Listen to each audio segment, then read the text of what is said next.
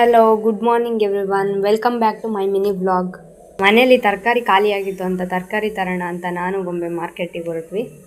ಇಷ್ಟು ದಿನ ಅವರೇ ತರ್ತಿದ್ರು, ಆದರೆ ನನಗೆ ನೆನ್ನೆ ತರಕಾರಿ ಖಾಲಿಯಾಗಿರೋದನ್ನ ಹೇಳೋಕ್ಕೆ ಮರ್ತೋಯ್ತು. ಅದಕ್ಕೆ ನಾನು ಗೊಂಬೆ ತಗೊಂಡೋಗೋಣ ಅಂತ ಬಂದ್ವಿ.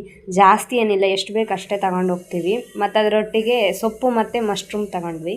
ಇದನ್ನೆಲ್ಲ ತಗೊಂಡು ಮನೆಗೆ ಹೊರಟ್ವಿ. ಈ ಗೊಂಬೆಗೆ ಹೊರಗಡೆ ಎಲ್ಲಾದರೂ ಬಂದರೆ ಏನಾದರೂ ಕೊಡಿಸ್ಕೊಂಡೇ ಕರ್ಕೊಂಡು ಹೋಗಬೇಕು. ಮತ್ತು ಅಂಗಡಿ ಕಡೆ ಕೈ ತೋರಿಸಿದ್ಲು. ಅಲ್ಲೋಗಿ ಏನು ಬೇಕು ಅಂದರೆ ಜ್ಯೂಸ್ ಬೇಕು ಅಂತ ಕೈ ತೋರಿಸಿದ್ಲು. ಮಕ್ಳಿಗೆ ಜಾಸ್ತಿ ಜ್ಯೂಸ್ ಕೊಡಬಾರ್ದು, ಏನು ಮಾಡೋದು, ಅಪರೂಪಕ್ಕಾದರೂ ಕೊಡಿಸೋದು.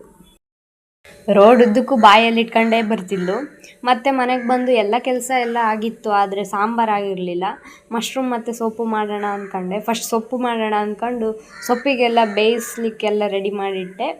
ಮತ್ತು ಒಗ್ಗರಣೆಗೆ ಬೇಕಾಗಿದ್ದನ್ನೆಲ್ಲ ಜೋಡಿಸ್ಕೊಂಡೆ.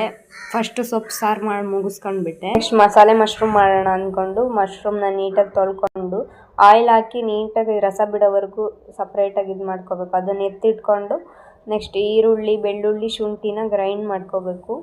ಮಾಡ್ಕೊಂಡು ಅದನ್ನು ಆಯಿಲಲ್ಲಿ ಚೆನ್ನಾಗಿ ಹಸಿ ವಾಸನೆ ಹೋಗೋವರೆಗೂ ತಿರುಗಿಸಿ ಅದಕ್ಕೆ ಹಳದಿ ಪೌಡರ್, ಚಿಲ್ಲಿ ಪೌಡರು, ಸಾಲ್ಟು, ಧನಿಯಾ ಪೌಡರು, ಗರಂ ಮಸಾಲೆ ಹಾಕಿ ತಿರುಗಿಸ್ಕೊಂಡು ಅದಕ್ಕೆ ಮಶ್ರೂಮ್ ಹಾಕಿ ತಿರುಗಿಸಿದ್ರೆ ಮಸಾಲ ಮಶ್ರೂಮ್ ರೆಡಿ.